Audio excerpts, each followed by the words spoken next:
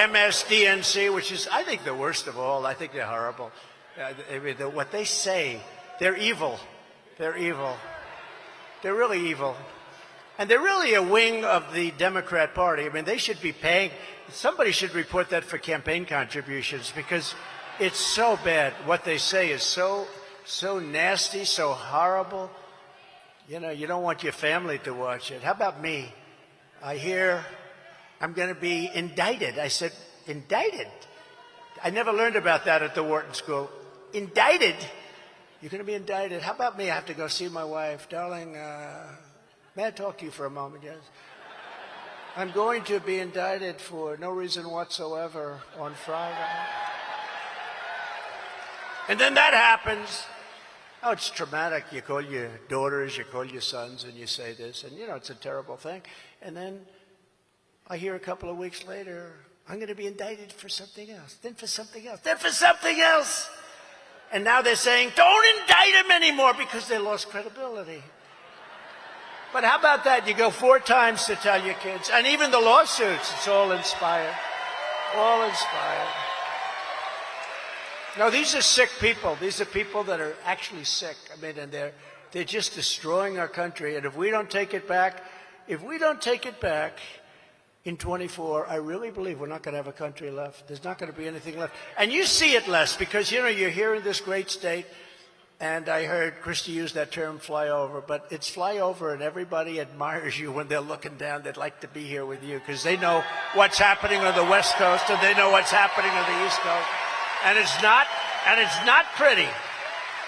So the people that are smart, they say, there's no more flyover. We're coming right here to South Dakota or other places. I mean, you don't see what's going on other than the news, and the news really covers it up. They don't show the main networks. They don't show what's going on the border.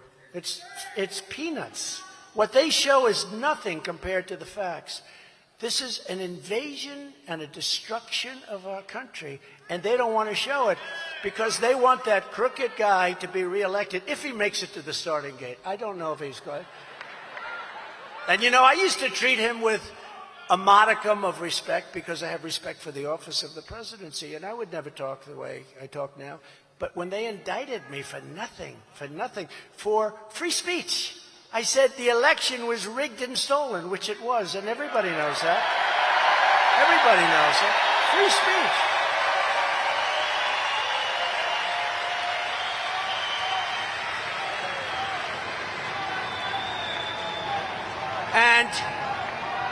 But I used to say, and, you know, we're political opponents, but he actually did this to an opponent, a political opponent. Nobody would ever think it's possible. It wasn't really possible, even psychologically possible. He did this to an opponent. But when you think about it, I never said bad stuff. Now I say he's the worst president in the history of our country. He's the most corrupt president in the history of our country. And as other foreign leaders say, and as I say, he is grossly incompetent, and he's very dangerous, because he has no idea what he's doing. He can't put 2 sentences together, and we're playing with nuclear weapons with other countries, and he has no clue what the hell is going on. So I would never have said that out of respect for the office. Not for him, but for the office. But now that they've weaponized the Department of Justice, now that it's been weaponized, now that the FBI came out with, you saw that, with Twitter, they call it Twitter files, and the things they've done are so bad, they're so evil, with all of the different things that have taken place, and with all of the corruption that you're witnessing on a nightly basis. And you don't have to watch. The great thing about the internet, a lot of it's really bad, but you get you get to see what's happening. You really do get to see what's happening. But when you see the kind of things, I feel I'm totally free to speak my mind. And my mind is the same as your mind, because you know what's happening just like I do.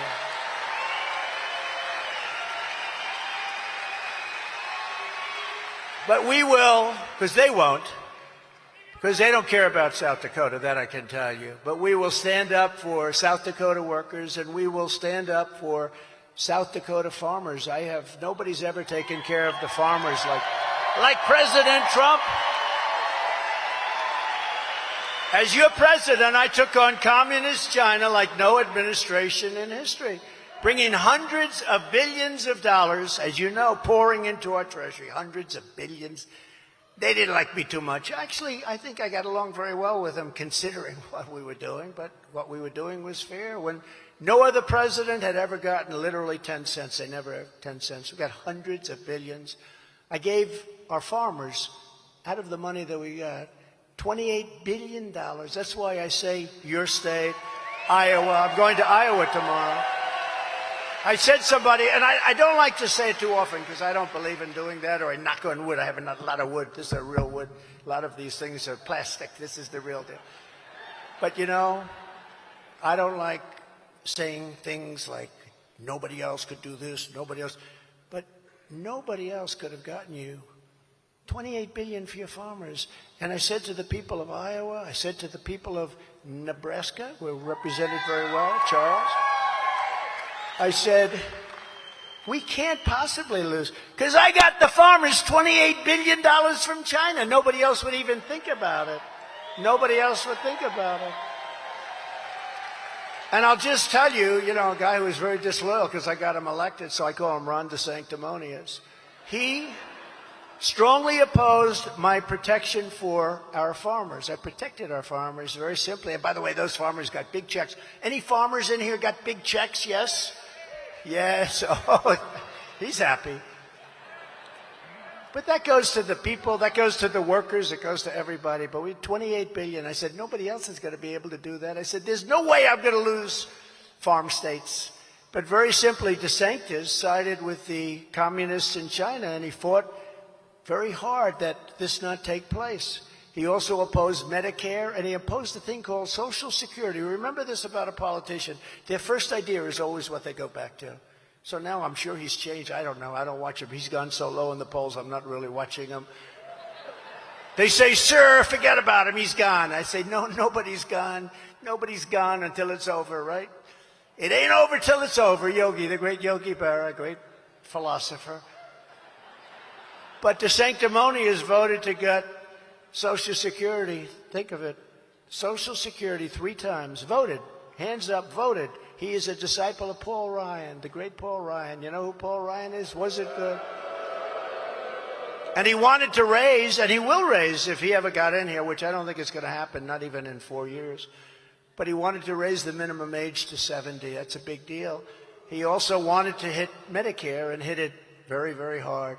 I ended the NAFTA disaster, the worst trade deal ever made in the history of our country, and replaced it with the brand new USMCA, that's Mexico, Canada.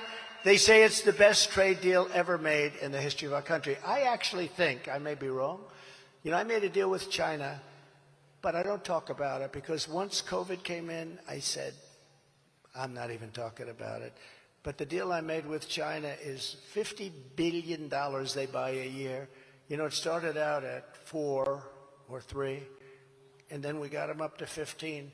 And then I went into the negotiating room and I said, listen, you're so big, we want $50 billion. And they said, okay, $50 billion.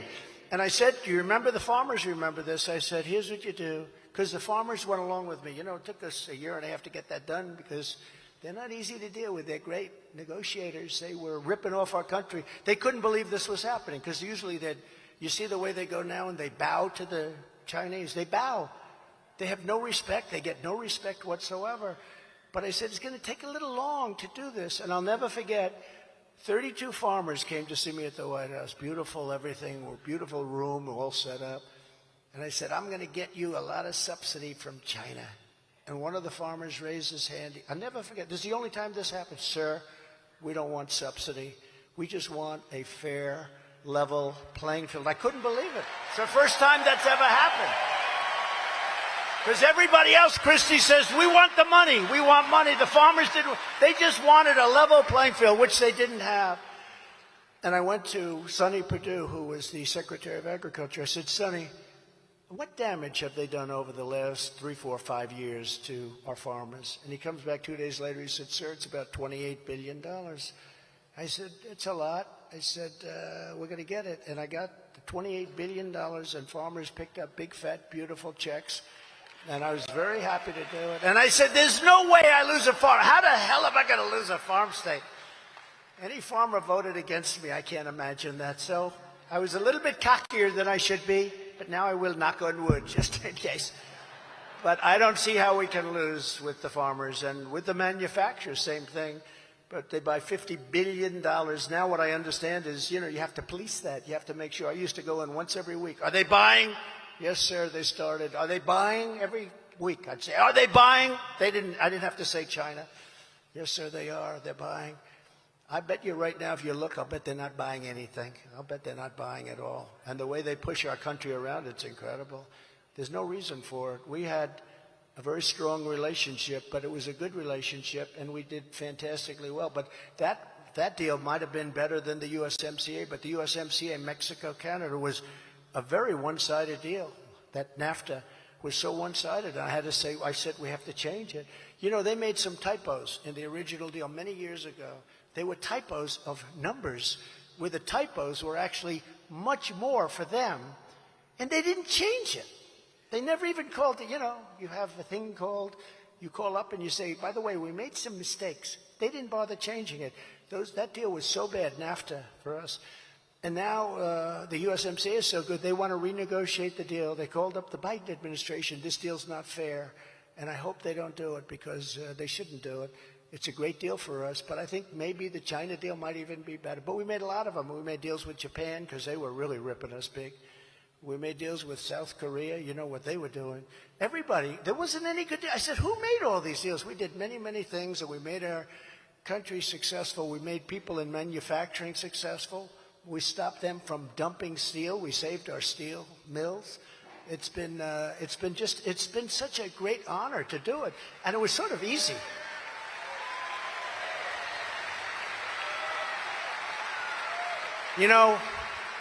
Prime Minister Abe of Japan, who was, as you know, assassinated, a great guy, who's a friend of mine.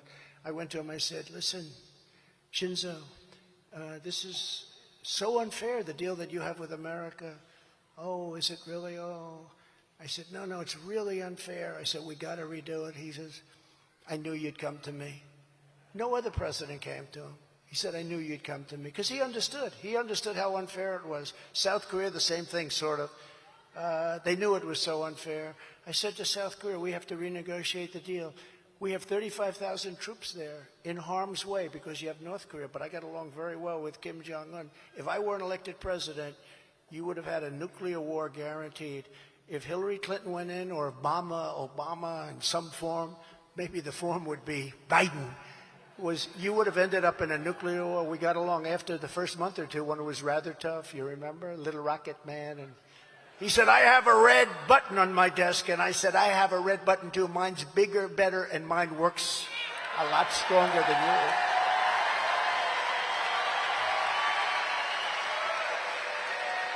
And President Obama told me when we sat down, it's a sort of a ritual before you take office, I sat down, I said, so what's the biggest problem? He said, biggest problem is North Korea. I mean, he really felt we were going to end up in a nuclear war. I said, have you called them? Rather than losing millions of people, have you called them? And he didn't say yes.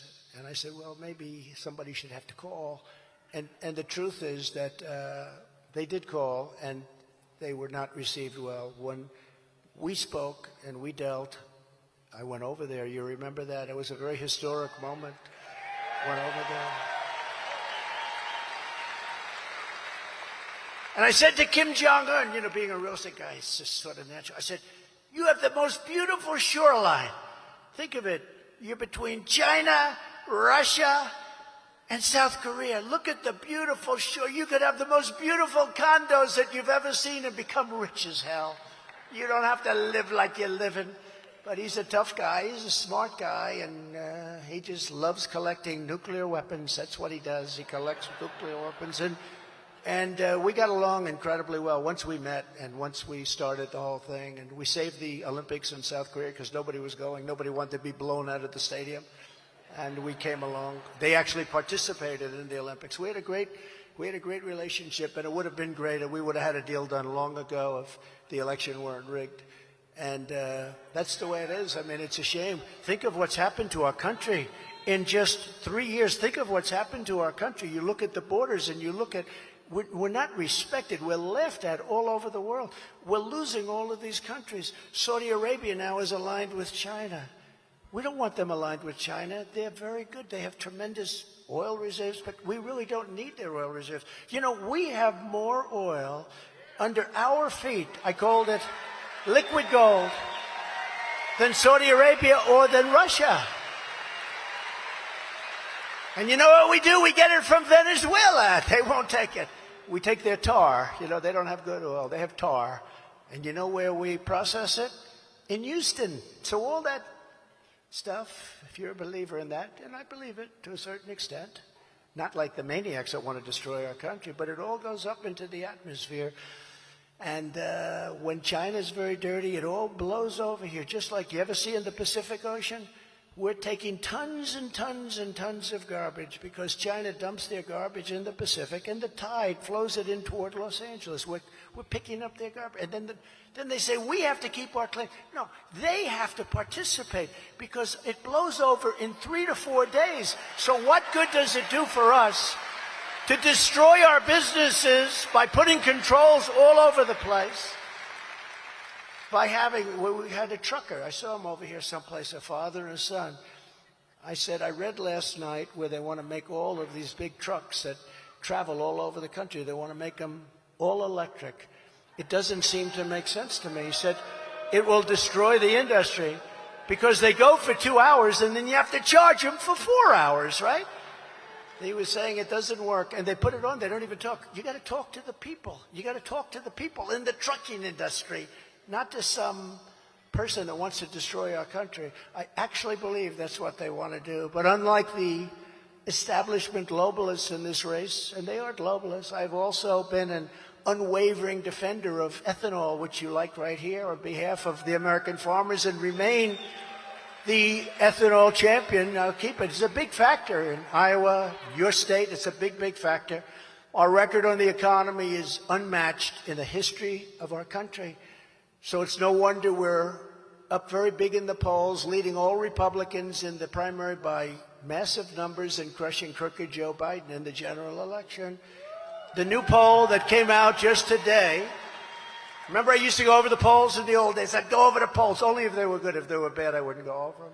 If I had a bad period and the polls weren't looking good, I wouldn't talk about them. If they're good, I talk. But I'll tell you, I'll talk now because these are the best polls. In the new premise poll that just came out last night, we're at 62%. DeSantis is second at 12%. But he's sinking rapidly. So we're at 62, he's at 12. He's not doing a great job. And the rest of the people are in single digits. You know, we have a couple of them that are at 0. I wonder, what's this guy from Arkansas? I love Arkansas. This guy, Hutchinson, Ada. I call him Ada Hutchinson. What the hell is he doing? He's at 0. He's been working so hard. He's a nasty guy, actually, but he's been working so hard. He's at 0. Does he think he can win? He's not going to be picked for a cabinet post if that's what he's thinking about. But in the Redfield-Wilton poll, just came out a few hours ago, we're at 65%. DeSantis is at 9%. Now we're hitting. Now we're hitting the big lead. You know, when we started, when I announced, we were up 20, 25 points. That's a lot. Now we're up 50, 60, 70 points. And then they say, why aren't you doing the debate? I say, wait a minute. If I do the debate, what am I doing? I have a guy at 0, 1, 2, asking me nasty questions, somewhat of a hostile network asking me nasty questions, right? What am I doing? Why am I doing it? And, you know, you want to have a smart president, not a stupid president, right? What I do look forward to is debating the Democrat, whoever that may be. And again, it's going to be interesting to see because I don't think he makes it to the starting gate, but maybe he does. But it's going to be a very interesting period of time. And in the just released Iowa state poll, big deal, you know, Iowa's a very big deal. I kept them first in the nation. They very much appreciate it. They didn't do that. The Democrats didn't do that. But in the Iowa poll just came out, I'm up 37 points, 51 to 14 on I don't even know if DeSantis is second anymore. He's heading bad. He's turned out to be an unskilled politician. When asked by Morning Consult, which is a big deal, who has the best chance of defeating crooked Joe Biden in November, it was Trump at 63%, DeSanctimonious at 13%. So that's good.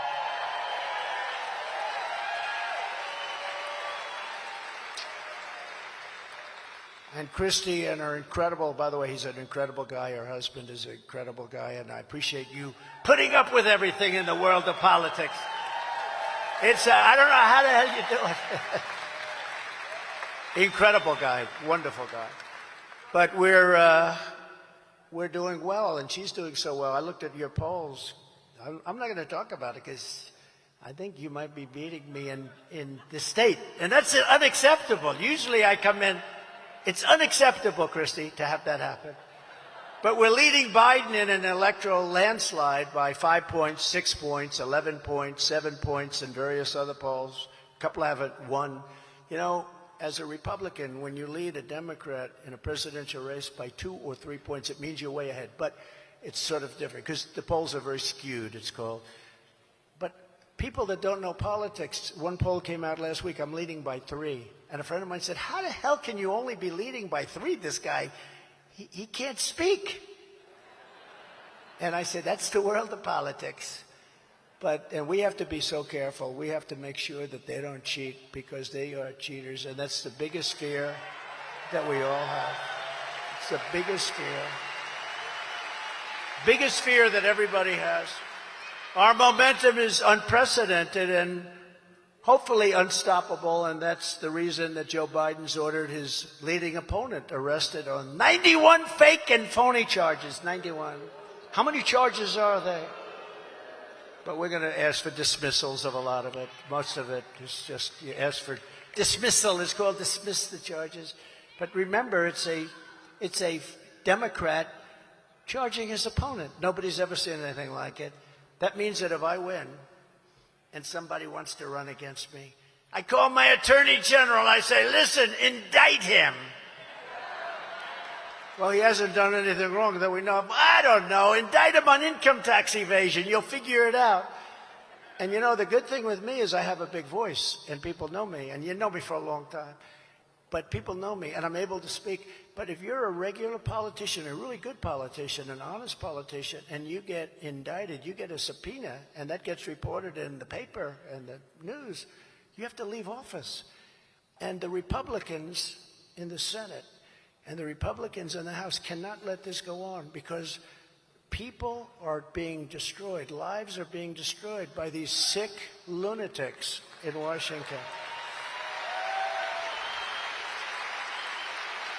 And I think I can honestly say this, Christie. I'm the only person in the history of politics that's been indicted whose poll numbers went up 25 points or something. Right? I think so. You know, usually if you get indicted, it's standard. I've watched it for years. I'd like to announce my retirement. I'm going home to spend more time with my family and to fight these charges. You know, there's nothing you can do. But fortunately, I have a big voice, and people know, for better or worse, you know what the hell you're getting, right? But you're getting somebody that loves you and that's going to fight for you. That I can tell you. But you're witnessing the most corrupt and blatant weaponization of law enforcement our country has ever seen, and they're doing it for a single reason: election interference. Because with these indictments comes bad publicity. Now, my case is unusual, but maybe at some point that switches. You know, you go with these people and they're sick and they say this and that and that, and you have to prove. But it's incredible. But if you take a look at what they do to the publicity of a person, and I know numerous people over the years that I've really thought were honest in many cases, and they were literally out of politics in a matter of hours. Some of them literally quit immediately upon getting served with a subpoena. That won't happen with me. So we did. Thank you. By the way, and I say this more to the country than to this great state, because we have some states that are very close. This is not close. What did I win by this state, Christy? Like a lot. 28 points or something. So you're very forgiving, right? No, but you have others where it's closer, and you got to be very careful. But you have to get out, and you have to fight like hell, because these are dirty players, and what we have to do is we have to take back our country. We have to straighten that whole situation out.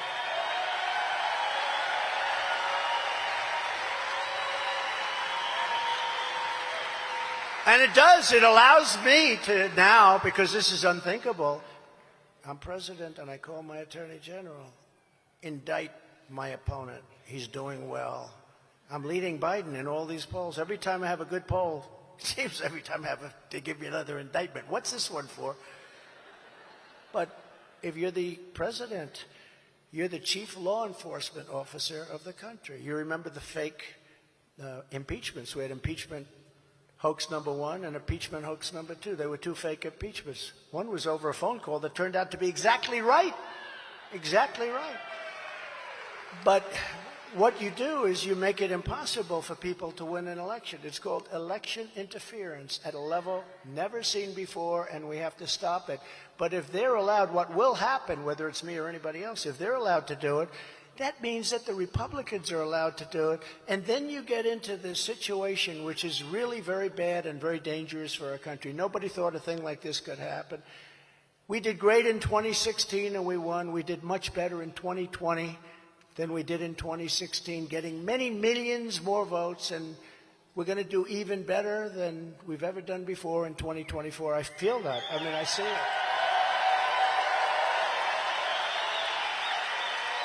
Don't forget, you look at this arena, and it's packed. Look at this arena. It's packed. We're a year before the election. You know, these guys don't pack an arena the night before the election. They have a smattering of people. Oh, good Lord. Remember Hillary with the thing with the women screaming? That one woman with the glasses, she's become famous? No. That was the most beautiful stage I've ever seen. By the end of the evening, it didn't look pretty. It didn't look pretty. They rigged the presidential election 2020, and we're not going to allow them to rig the presidential election of 2024. We won't have a country. We won't have a country. Every time the radical left Democrats, Marxists, communists, and fascists indict me, I consider it a great badge of honor. I do. And I'm being indicted for you. I am being indicted for you. I'm not too thrilled about that, but that's part of the job description, isn't it? I'm being indicted for you. This battle is for every patriotic American who Joe Biden and the radical left has spied on. Look at what they did. They spied on my campaign, and we caught them. Let's see what all happens. We had a great report come out. Durham was a great report, just took too long, took so long. And we had the IG, Horowitz. He did a fantastic job. By the way, appointed by Democrats. He did a fantastic job.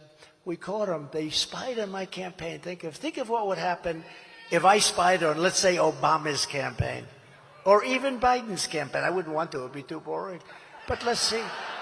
Although you'd see things that were very bad. But censured and persecuted or slandered it's really a threat to democracy while they trample our rights and liberties every single day of the year. You see it. You just turn it on and you see what they're doing. It's a horrible thing. It's for the blue-collar workers, the waiters, the waitresses who Biden is harassing with 87,000 new IRS agents that are allowed to carry guns, by the way. You know, they don't want guns, but they're allowed to carry guns. They're allowed to carry guns. While the Biden crime family cheats on their taxes as they take in millions and millions of dollars in bribes from all over the world. I mean, the whole thing is incredible. Joe Biden is a Manchurian candidate. You know what that is, right? He's totally controlled by China and other countries that paid him off, and he's petrified of them because they know the real numbers. Jamie Comer, Jim Jordan, they would not have to wait very long. They could give him a list where the money came from, how much, And that's why I think he's acting so weak with so many countries. It's for the pro-life Christians and others who Joe Biden has thrown into jail, facing 10, 15, and even 20 years in prison for protesting and free speech, while Antifa and other groups burn down cities, kill people, go free, and don't even in many cases get prosecuted. So this battle that we're in is a battle for all of us, and it's for history. This is historic. This is a big moment in our country because we're either going to go one way or the other. And if we go the other, we're not going to have a country left. We will fight together, we will win together, and then we will seek justice together. We're going to seek justice together.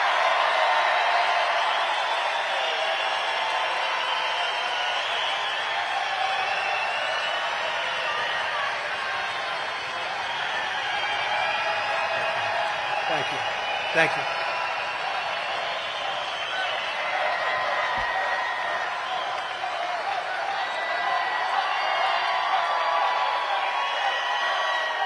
Thank you. Thank you very much.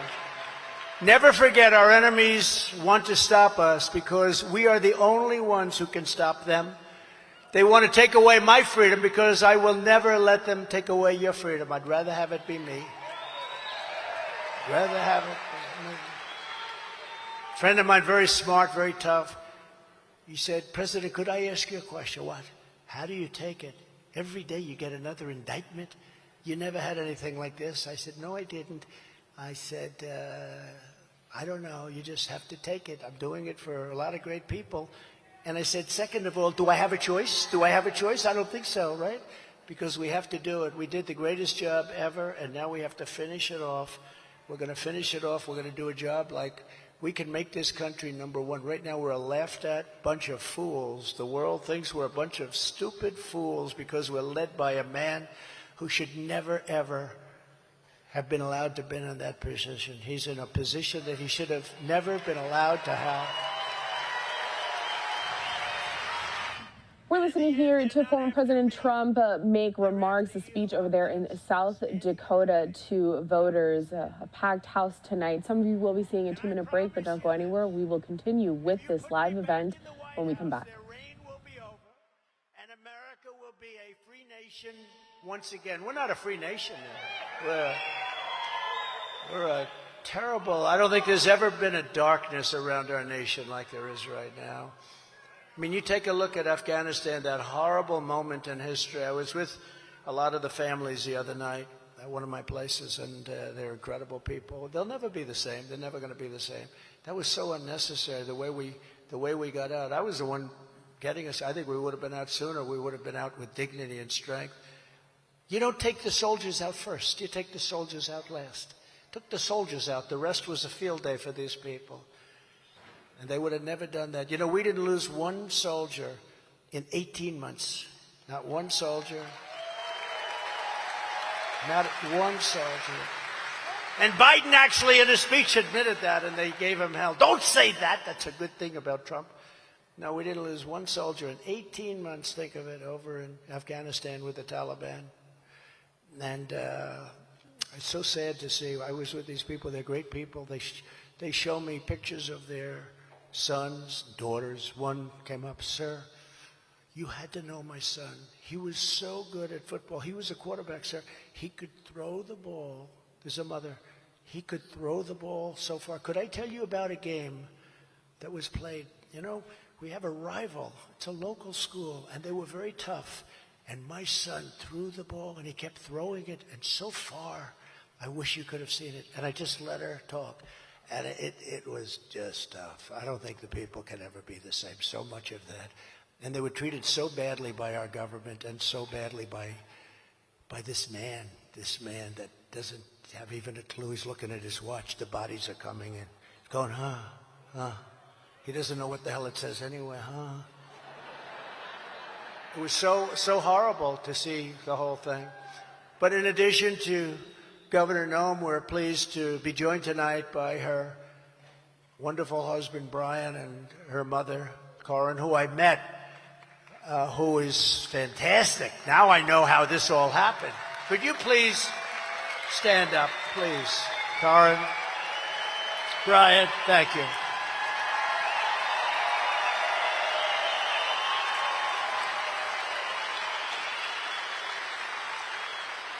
You think it's easy being with her, huh? It's not easy. They're incredible, two incredible people. Gotten to know them. Lieutenant Governor Larry Roden has been terrific, really terrific, wherever he may be. Thank you, Larry. Attorney General Marty Jackley, Attorney General. Thank you. Great job you're doing. Great job. Treasurer Josh Hader. Josh, thank you, Josh. Fantastic. Auditor, that's what the United States could use, a good auditor like Rich Satgast. The country could, did you know they sent billions of dollars to Afghanistan? Nobody has any idea where the money is. Rich, that wouldn't happen with you, right? He'd know every penny. I don't know, maybe not every penny, but think of it. We put in $200 billion. And Europe, which is approximately the same size economy if you add it up, but which is obviously much more affected by that whole situation, would have never happened, by the way. Zero chance it would have happened. Zero. Would have never happened.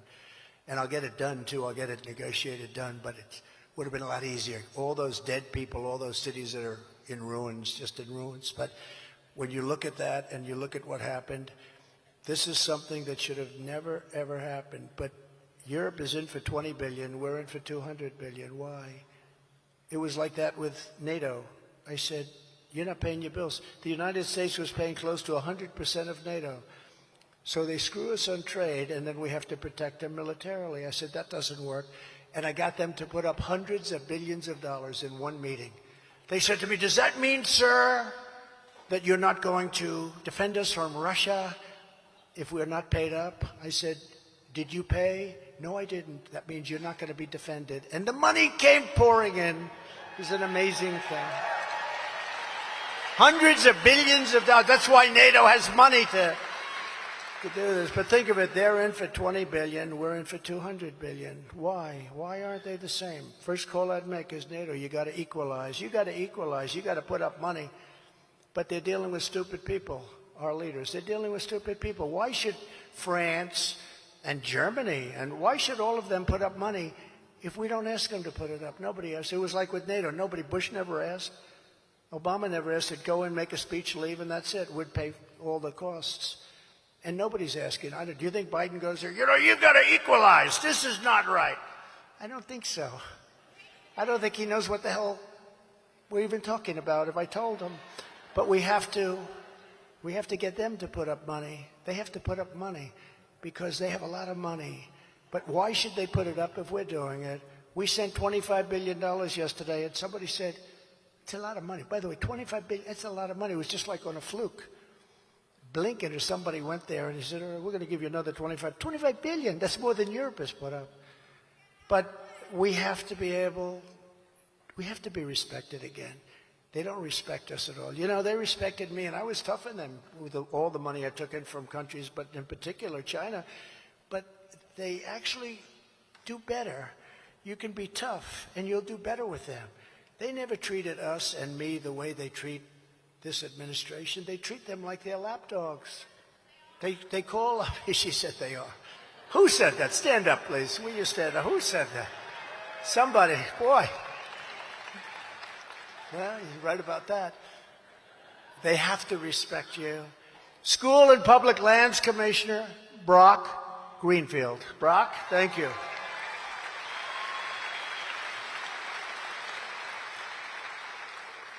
Is China buying any of that land, Brock? No, he says, no, sir. Public Utilities Commissioner Christy Fegan. Thank you, Christy. Great job. A very special guy. This guy is tough. I mean, he's great. He broke every record tonight. He never thought he'd see a thing like this happen, because it's true. What Christy said, a lot of the people turned it down. I don't turn down. I come back to the people that love me. I come back.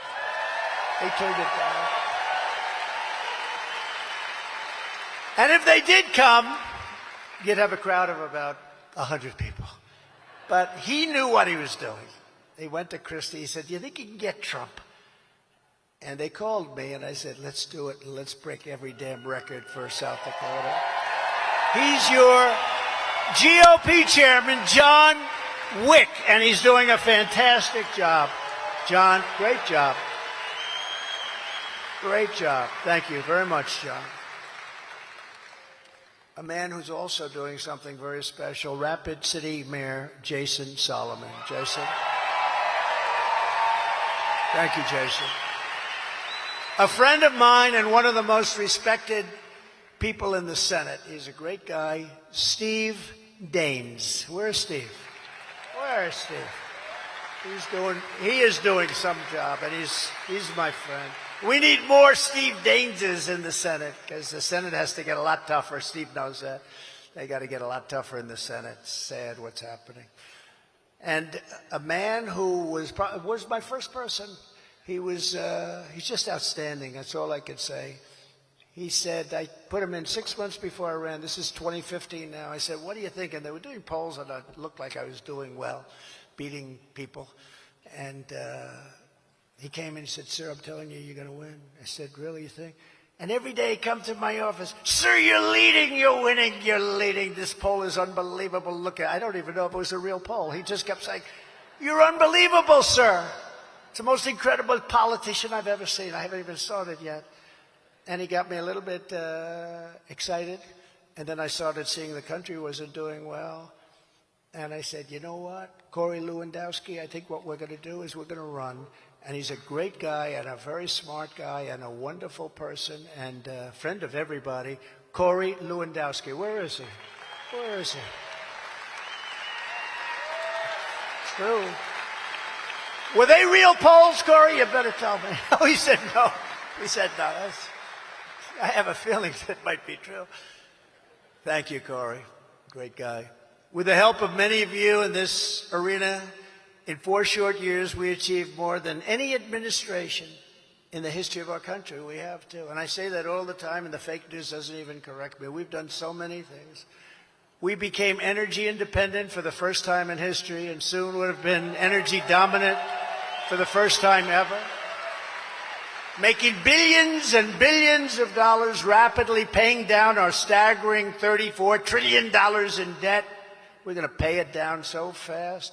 And reducing your taxes still further. I gave you the largest tax cut in the history of our country. You're listening to former President Donald Trump make remarks at a Republican rally over in South Dakota. Some of you will be seeing a 2-minute break. Nearly 500 miles of border wall got Mexico to give us 28,000 soldiers. You know, they always say, "Oh, he didn't get Mexico." I got Mexico to give us free of charge 28,000 soldiers while we were building the wall. We built almost 500 miles. You know what my critics say? "Oh, but it wasn't all new." No. If there was an old 2x4 laying in the ground that's 50 years old, where they would take it and throw it away, would put in a brand new wall, they'd say, "That was a renovation. That wasn't." No. These people are sick. But we built almost 500 miles. Then we were going to add another 200 miles, and we had it all done. You saw what happened, and would have taken them 3 weeks to put it up. We had the bad result in the election. Would have taken 3 weeks, and we would have, every hole would have been plugged. And we built the exact wall that the Border Patrol, they're incredible.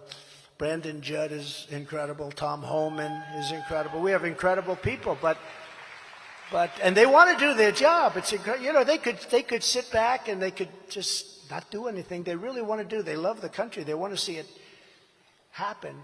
But we got Mexico to put up billions and billions and billions of dollars in 28,000 soldiers protecting our border. We had the best record ever in the history of our country, and that included human trafficking, mostly in women, a horrible thing. You think of it as an ancient, horrible situation, but it's bigger now because of the internet.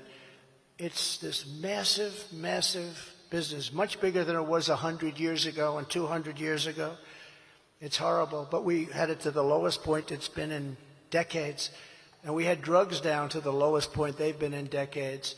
And we got Mexico to give us all those soldiers. For all those people that say, this was much more money than I was going to get Mexico to pay, they gave us 28,000 for you. Now, I did tell them, listen, if you don't do that, we're going to tariff all the cars that come into the United States at a level like has never happened before. We would love to give you 28,000 free soldiers.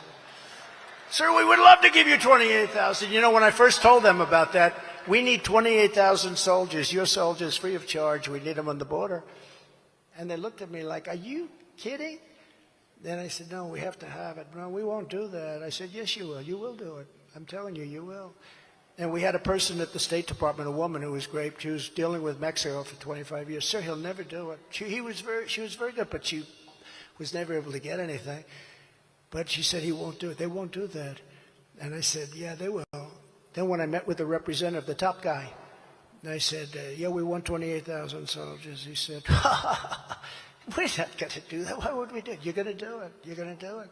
He said, no, we're not. I said, yes, you are. Here's the story. I'm signing this document right now. On Monday morning, this was a Friday night, on Monday morning, everything you send into the United States, we're going to have a tariff on of 25%. And that's more money than your 28,000 soldiers will ever cost in a million years. Sir, I'd like to leave this room right now and make a phone call. I'll be back in 5 minutes. I said, you can do that. He came back. Sir, it would be our great honor to supply you free of charge 28,000 soldiers.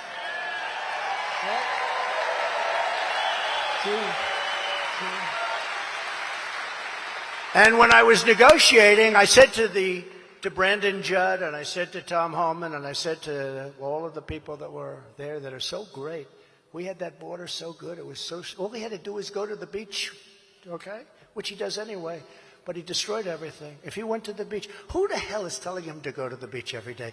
Tell me, does he look good? He can't lift. You know, those things weigh about 3 ounces. They're meant for children to pick up. He can't lift the chair. He can't get his feet out of the sand. Who the hell, does he have some political consultant say, you know, you've got a great body. You should go to the beach. Who the hell has given him that advice? I don't know. Does he like the beach that much? So crazy. But we negotiated, very important, remain in Mexico, because they used to come into our country and we couldn't get them out. When they touched our soil, you couldn't get them out. So we said, we want remain in Mexico. Hundreds of thousands of people were in Tijuana and different places. I wouldn't say Mexico was thrilled until we learned who they were. And in many cases, we wouldn't accept them. We wouldn't take them. And Biden gave that up. It was not easy. He gave it up. And we deported illegal alien criminals by the tens of thousands, MS-13. ICE is so incredible. They don't get the credit. These guys are so tough and love our country so much, they would walk into a nest, they call it a nest, of MS-13. These are killers. These are the toughest, this is the toughest gang probably in the world.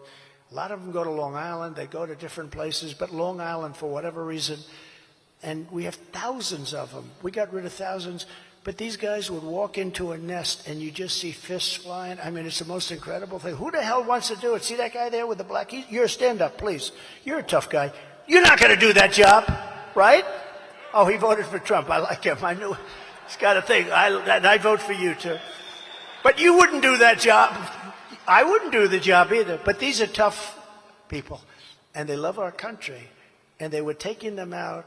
They used to call it a paddy wagon. They were throwing them in, and they were taking them out by the thousands out of our country.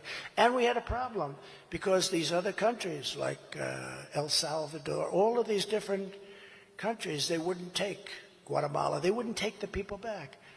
And they came to me and they said, sir, Guatemala, El Salvador, they won't take them back. They never have. They've never agreed to do it. And President Obama was never able to get them back. I said, oh, how much do we give them in aid a year?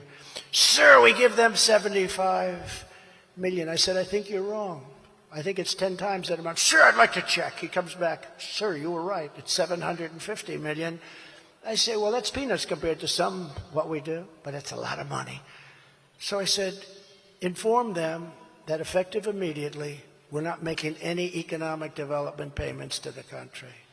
Because what they would do is we would load up a plane, we would load up a bus, we'd take it into their country, and they wouldn't allow it in. They put planes on the runway, so our planes would fly in. They had big planes put all over the runway, so our planes couldn't land, so they'd come back. This went on for years. And I said, okay, what you do is we're not going to give them any more money. The 750 informed them, effective immediately, no more money. The following morning, I got a call from the 3 presidents. Sir, we'd like to talk to you. Actually, there were separate calls, too, but the exact same words. Sir, I understand there's some difficulty with bringing people back to our country. I said, yeah, for about 10 years, you haven't allowed anybody back in. You send them out yourself in the caravans, but you don't take them back. He goes, sir, perhaps there's a misunderstanding. We would be honored to take them back. Sir, when will the money start coming back into it? I said, number one, you got to take them back. We brought them back into those countries by the thousands and thousands and thousands. Some of these MS-13s, you read the story, in Long Island. In Long Island, 2 beautiful young girls, 16 years old, were walking to school, and they attacked them, and they cut them up in pieces, little pieces. They killed them both. And they used knives, not guns, because the knife is much more painful. They watched these kids suffer. These were beautiful, perfect kids. Number 1 in her class, the other was fantastic athlete. They cut them up in pieces. These are animals. I said that publicly. I said, these are animals. And Nancy Pelosi said, these are human beings. They're not animals. No, they're animals. And we got them out by the tens of thousands. Now they're pouring back into our country because we have stupid people running our country. We appointed over 300 federal judges and 3 great Supreme Court justices.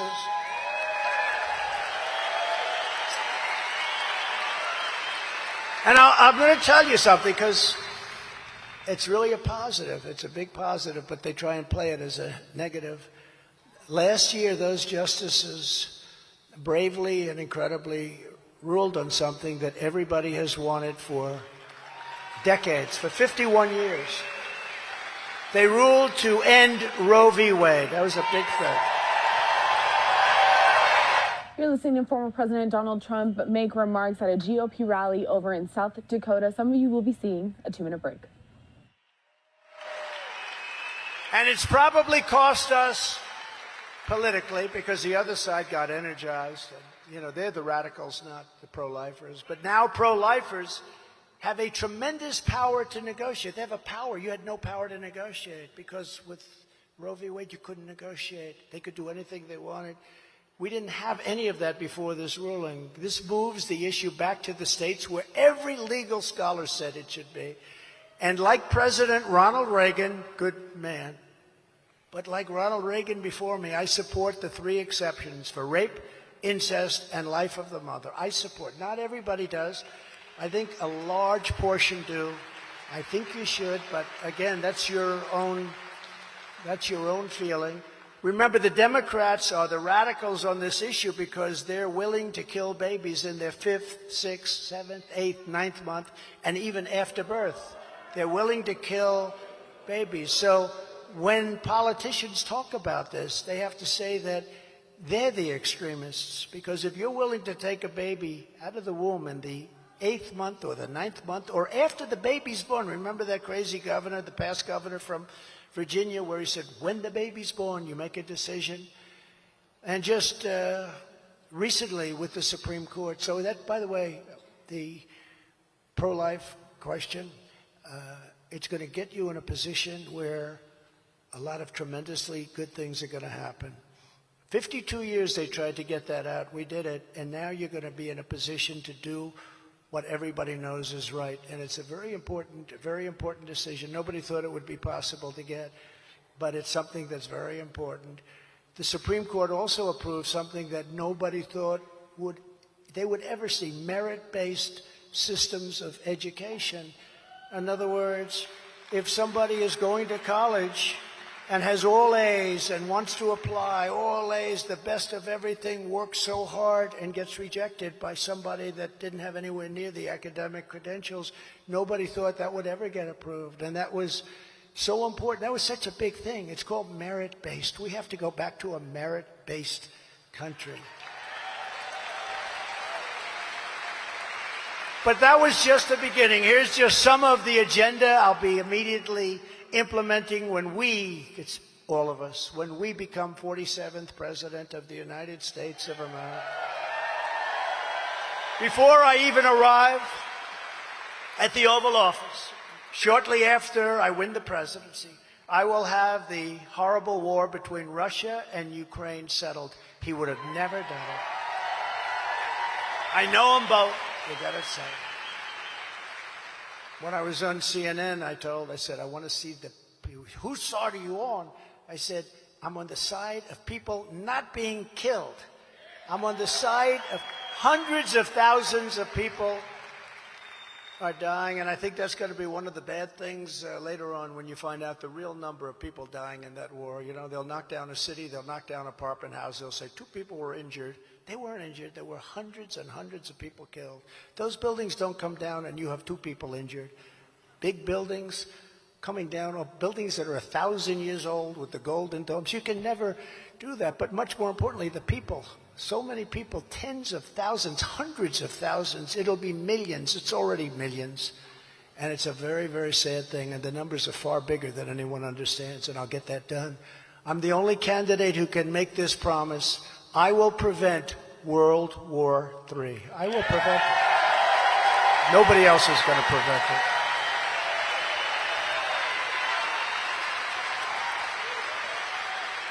Nobody else is going to prevent it. And this will be a war like no other. This is a nuclear war. If you have World War III, it'll be a nuclear war. And this won't be army tanks going back and forth shooting at each other. This will be levels of destruction that nobody's ever contemplated or thought of before. I will totally obliterate the deep state. We started that. We were doing so well. And then COVID came in. And we'll fire the corrupt bureaucrats who have weaponized our justice system and destroying our country. To stop the Marxist prosecutors who release rapists and murderers while persecuting Republicans, conservatives, people of faith, I will direct a completely overhauled DOJ to investigate every radical DA and AG in America for their illegal, racist, and reverse enforcement of the law. I will immediately terminate every open borders policy of the Biden administration. We will seal up our borders like they were when they took office. Week after week, we're watching as Joe Biden's deadly border betrayals take precious, innocent lives. In May, a pack of 5 adult illegal alien and suspected MS-13 animals were arrested in Maryland for brutally murdering a 15-year-old boy and dumping his body in a state park. When the parents saw this, they'll never be the same either. The people that I was with the other night, they'll never be the same. These parents will never be the same. No parent will ever be the same. Just last month, a savage illegal alien who was released into our country by Joe Biden and his crazy, weak orders, and there are no orders, was arrested for raping an 11-year-old girl and strangling her to death after she was raped. Shortly before she was murdered, she texted her father that someone was knocking at the door. He arrived home from work and found his daughter's body stuffed in a laundry basket under her bed. These vicious Biden border killings must end, but it's only going to get worse because they're letting people in from prisons, from mental institutions. They're letting some of the worst people in the world in. And I tell you, I've met a lot of your law enforcement tonight. We have the greatest people in the world, law enforcement. They know how to do their job. We have to let them do their job. When I'm reelected, we will immediately commence the largest deportation operation in American history. But we cannot wait until 2025 to begin stopping this horrible invasion. This is like a military invasion. They're killing hundreds of thousands of people between the drugs that are coming in, the people that are coming in, the crime.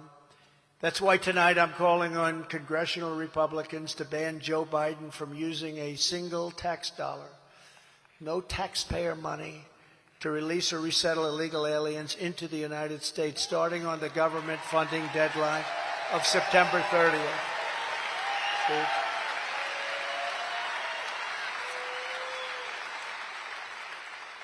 we take better care of these people, and many of them are criminals, than we take care of our veterans, our soldiers, and spend a lot more money doing it. You know, in New York, many of them are living in luxury hotels.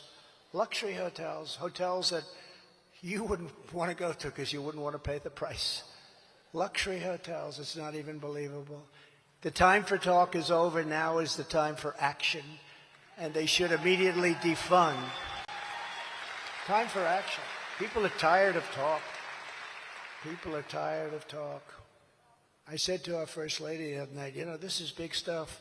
They caught Biden getting $10.2 million. That's peanuts compared to what the other numbers. But the guy said, this is big stuff. She goes, oh, well, all right. I said, what do you mean? Well, nothing will happen. We got to let it happen. And I tell Steve and everybody, you got to take care of. I mean, our country is being fleeced and robbed by people that have gotten away with things that nobody should be allowed to. And a lot of the Republicans, and they're great people, and great people just period. Democrats too, they feel it. Things should happen to take care of this. When she went, oh, that's good, nothing will happen. And a lot of people feel that, right? A lot of people feel that. We can't have that. And I hope that's why Steve and his friends, because he's got some great ones over there, but I hope the Senate gets shoved, because the House has been working hard, but the Senate under this guy, Mitch McConnell, has been a disaster. And they should immediately defund the DOJ and prosecutors who are trying to take conservatives and Republicans out of political races through indictments and other illegal means. That's what they're doing. You know, if I was in third or fourth place, or if I wasn't running, I'd be living the life of Riley. I wouldn't be here with you tonight, but I'd be living I'd have nice houses all over the place. I'd be living a beautiful life. They wouldn't indict me. They indicted me because I'm in first place. And I hate to read those good polls here, because every time I read a good poll, they want to indict me again. Maybe I should announce I'm doing horribly. It's horrible. Oh, we'll withdraw it. Their goal is to interfere with elections in order to make it harder for Republicans and conservatives to win. Congressional Republicans should also stop the Biden administration from bringing back COVID mandates, lockdowns, or restrictions of any kind by cutting off the money. And in your state, because of your governor, you're not going to have that problem, but a lot of states do. The radical Democrats are trying hard to restart COVID hysteria. I wonder why. Is there an election coming up by any chance? You know, I saw just the other day for the first time, we're thinking about masks again. I said, what's going on? Oh, that's right, there's an election coming up. Now, these guys, they'll do anything. But we can't comply because it's bad. And just follow your governor. Follow your governor. You're listening to former President Donald Trump make remarks in South Dakota at a GOP rally. Some of you will be seeing the final break of this hour. With skyrocketing energy costs, starting with Biden's preposterous electric vehicle mandate. You know, some people want to drive for more than an hour and a half. Sean Fain, you know who that is? The president, and he's a respected guy, president of the United Auto Workers, cannot even think about allowing all electric cars. They will be made, every one of them, in China, and the auto industry in America will cease to exist. And they have to, if they do all electric cars, none of them will be made here. They have all of the minerals, they have all of every form of material, every form of everything they have. We have a thing called gasoline, and they don't have that, but they have to do something. And you know what you really want is some people like an electric car, some people like, you got to have choice. Hybrids maybe are good, but you got to have choice. They're forcing it. Think of it. California had big blackouts this week, and they had a restriction on electric cars taking any electricity. Do you believe it? And then they want to go all electric. The whole thing is crazy. There is already a giant EGLOT. We call it an EGLOT. They don't go far along, are very expensive, and the consumer must be given a choice. The consumer wants choice just like we want school choice. We want choice in what kind of a car we buy. So vote for Trump, and I will stop this madness immediately. I will stop it.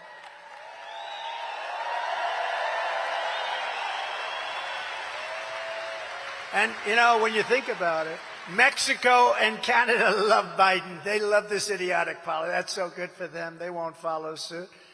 And save Michigan and all of the other auto states, because the American consumer just is not interested in doing this. They're not going to do it. They're all over. It's a glut. They call it an e-glut. But we have to save the American consumer is what we really have to save. I will revoke China's most favored nation status. They have a trade status, most favored, because they say they're a developing country. Well, you know what? We're a developing country, too. We have to redevelop because our country's gone to hell. And we will ban China from buying up America, including American farmland, which you know something about. On day one, I will sign a new executive order to cut federal funding for any school pushing critical race theory, transgender insanity, and other inappropriate racial, sexual, or political content on our children. And I will keep men out of women's sports. I will sign a law prohibiting child sexual mutilation in all 50 states. Now think of it. Could you imagine 10 or 15 years ago having some politician, hate to use that term, but I guess that's what I became, never really wanted to be a politician, but that's what I became, I guess. But could you imagine saying, I will stop child mutilation? Who would think of this? Child mutilation without parental consent. Can you imagine if you made that statement 10 years ago, they'd say, is this guy crazy? But that's what you have to do. We'll stop child mutilation. And can you imagine having to say that I will also we are going to restore the Trump ban on transgender in the military. We had a ban on transgender.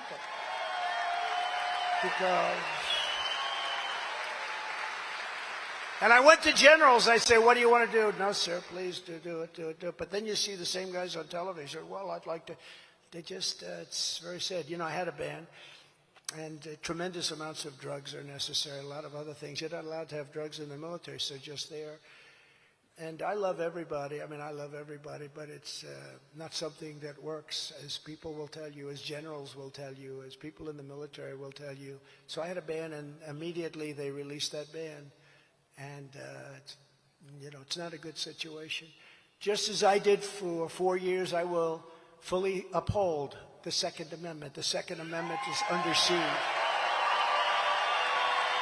And I will secure our elections. Our goal will be one-day voting with paper ballots and voter ID. That's all we should have.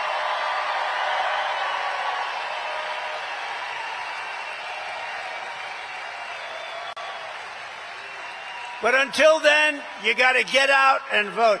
The way we win is to swamp them. They can only cheat so much.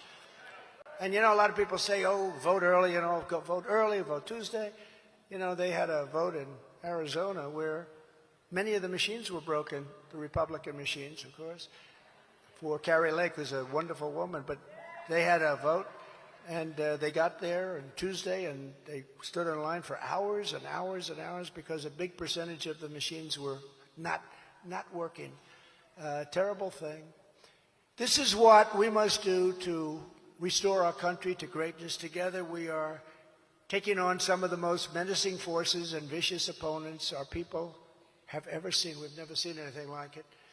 But no matter how hateful and corrupt the communists and criminals we're fighting against may be, you must never forget that this nation does not belong to them. This nation belongs to you. It belongs to you. This is your home. This is your heritage. And our American liberty is your God-given right. We can't let anybody take it away. From Sioux Falls to Rapid City, from the Black Hills to the Badlands. What are the Badlands? Explain those Badlands. That's a hell of a name. I live in the Badlands. Actually, the inner cities are the Badlands, right? I'll bet your Badlands are very nice. And from the open skies of the Great Plains to the majestic banks of the wide and beautiful Missouri, you stand on the shoulders of some of the toughest, freest, and fiercest people ever to walk on this earth, like her, like him, like so many. This state was built by strong South Dakota men and proud South Dakota women who braved the snow and the rain and the hot and the cold, the dangers and the diseases to head west and settle their families on the great frontier. Life was hard and it was tough, but they were Americans, and this was to them God's country. I fully understand it. Fully understand it. This is God's country. South Dakota is the state where Lewis and Clark discovered the awesome splendor of the American West. It's where fearless American workers carved their heroes into the face of Mount Rushmore. Think of that. It's where generations of hunters and trappers, cowboys, ranchers, miners, farmers, workers, and craftsmen helped build America into the greatest nation in the history of the world.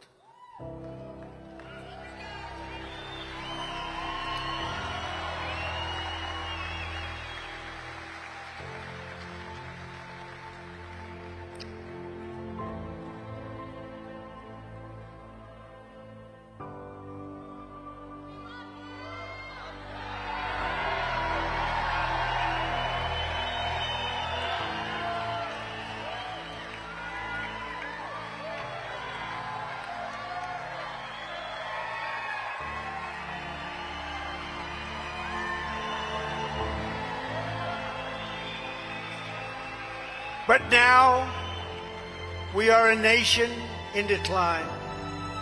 We are a failing nation. We are a nation that has the highest inflation in 50 years, where banks are collapsing and interest rates are through the roof. Likewise, we are a nation where energy costs have reached the highest in our history, where we are no longer energy independent or energy dominant as we were just a short number of years ago. We are a nation that is begging Venezuela and others for oil. Please, please, please help us, Joe Biden says. Yet we have more liquid gold right under our feet than any other country in the world.